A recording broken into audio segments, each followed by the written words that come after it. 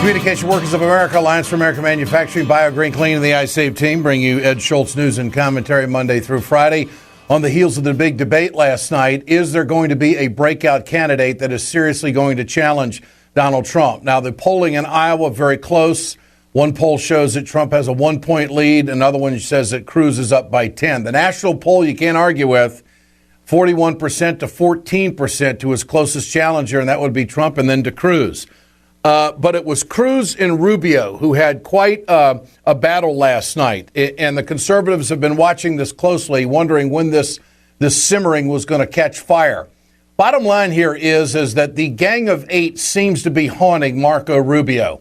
That the work he did with Chuck Schumer on the Gang of Eight dealing with immigration reform and then reversing his position is something the conservative movement will not allow him to forget. In the meantime, you have got Ted Cruz, who is saying different things about the immigration reform. Let's go to the sparring that they had last night on this issue. After 10 years in that probationary status where all they have is a work permit, I personally am open to allowing people to apply for a green card. That may not be a majority position in my party, but that's down the road. There was a time for choosing, as Reagan put it, where there was a battle over amnesty, and some chose, like Senator Rubio, to stand with Barack Obama and Chuck Schumer and support a massive amnesty plan. I'm always puzzled by his attack on this issue. Ted, you support legalizing people who are in this country illegally. Ted Cruz supported a 500% increase in the number of H-1B visas, the guest workers that are allowed into this country, and Ted supports doubling the number of green cards. I understand that Marco wants to raise confusion. It is not accurate what he just said, that I supported legalization. Indeed, I led the fight against his legalization and amnesty bill. And you know, there was one commentator that put it this way, that for Marco to suggest our record's the same, it is like suggesting the fireman and the arsonist have the same record because they're both at the scene of the fire. He was fighting to grant amnesty and not to secure the border. I was fighting to secure the border. Does Ted Cruz rule out ever legalizing people that are in this country illegally now? Senator Cruz? I have never supported legalization. Do you rule it out? I have never supported legalization, and I do not intend to support legalization. That was the key phrase in that whole thing. That's the most definition that we've had on Ted Cruz when it comes to immigration. So where does this sit in the conservative movement? Richard Viguerie joins us. He's the godfather of the conservative movement, been around many, many decades around this kind of stuff, and he's the chairman of the conservativehq.com. Mr. Viguerie, good to have you with us. Good to be with you as always, Ed. What you predicted on this show some months ago that Ted Cruz would be the one that would break out.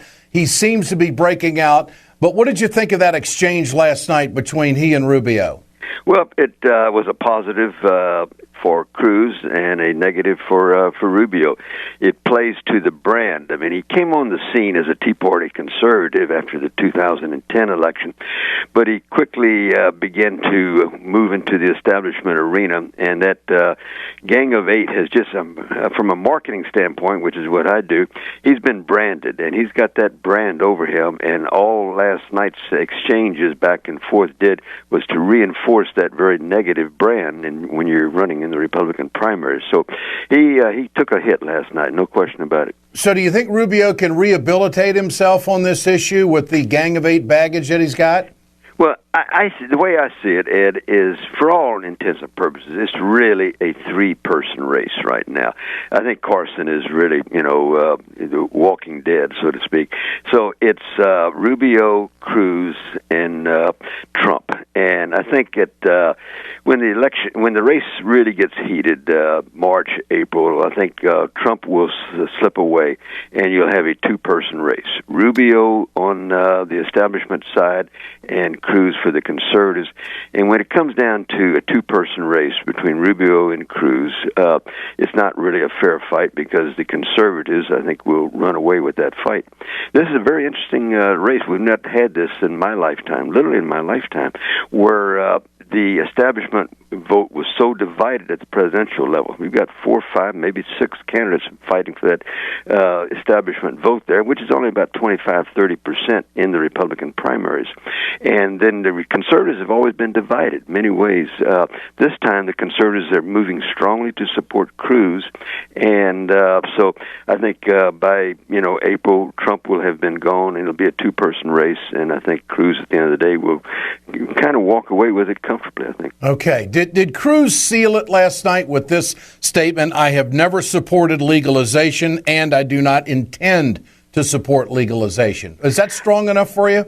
Well, he certainly is strong enough for conservatives. I don't know if you could say it sealed it, but it certainly was a help, and I think that it reinforces the dividing line. And unfortunately for Rubio, Trump being in the race this year has really made immigration, illegal immigration, the border control, etc., a big issue in Republican primaries. And so if Trump had never been in the race, Rubio would probably be doing much better right now. But I think as long as Trump is where he is in the polls, it's going to make it very, very difficult to nominate a Rubio. That's the number one issue, it seems like, in this campaign right now. And I don't know how the Republican Party nominates Rubio with that being such a dominant issue. Let's talk about Donald Trump. He seems to be gaining in the polls nationally. His position on not allowing some Muslims into the country until we, quote, get our act together, also going after terrorist families. He backed that up again last night. But his shift is that he says now that he will not run as an independent, which tells me that maybe he isn't as strong as he appears to be. Or that he's reading the poll numbers and he doesn't have to take that hardline position anymore. How do you see that, Mr. Viguerie? Well, Ed, it's hard to know what's in Donald Trump's mind. I'm not sure he knows in the morning what he's going to be thinking at the close of the day. But I think that let me just be honest with you. Trump, the potentiality of him going third party is a very, very concerning thing to Republicans. Absolutely. It keeps us awake at night. And I just, who knows? He doesn't know if he's going to go third party right now. I'd say he won't go. I think the odds are against him going third party, but you can't rule it out. And if he, and one of the many reasons I support Cruz is the only candidate out there, Ed, that can support the 5 principal voting blocks of the Republican Party at the grassroots: national defense conservatives, economic conservatives, cultural conservatives, Tea Party conservatives, and the libertarians. He's the only candidate that can bring all those 5 of those. Plus, he has the best chance of all those candidates of keeping Trump in the party. You notice how he just won't go after Trump at all. He's trying to keep that bridge there. And he's the best candidate to keep Trump in the party as well as Trump voters. So it's looking pretty good right now for Well, it was Cruz. interesting how Trump did not go after Cruz last night after saying previously in the week that he didn't have the temperament and criticized his performance on the United States Senate floor. Yeah, let me just say that conservatives unanimously just beat Trump up about the head and shoulders for that statement. I mean, he caught a lot of grief for that outrageous statement. Well, you moved him. I mean, if he caught a lot of grief, you definitely moved him because it was a different position on Ted Cruz last night. He had the world watching, and he didn't say the same thing. Right. And back to the independent run, I mean, I think Trump made it very clear last night he's going to run as a Republican, and there won't be an independent threat to the Republican Party. Is there a possibility that maybe the Republican leadership went to Trump and said, look, we're not going to undercut you anymore. If you win the nomination, we'll support you. I mean, was there some kind of conversation in that regard? Well, this Republican establishment doesn't confide in me, Ed. So if what do you make of his reversal on that? Well, Trump is a lot of things, and one of those things is he's smart. He figures it out that he's running in a Republican primary, and he needs Republican voters, and he can't go out there and be flirting with a third party candidate and expect loyal Republicans to support him. So he's smart, but we don't know what he says today. Who knows what he'll say tomorrow?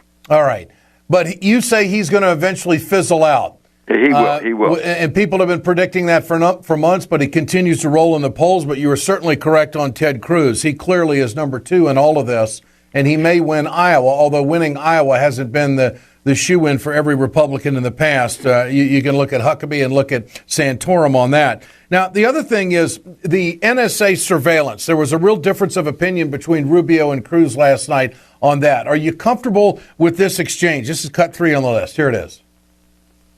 This is not just the most capable, it is the most sophisticated terror threat we have ever faced.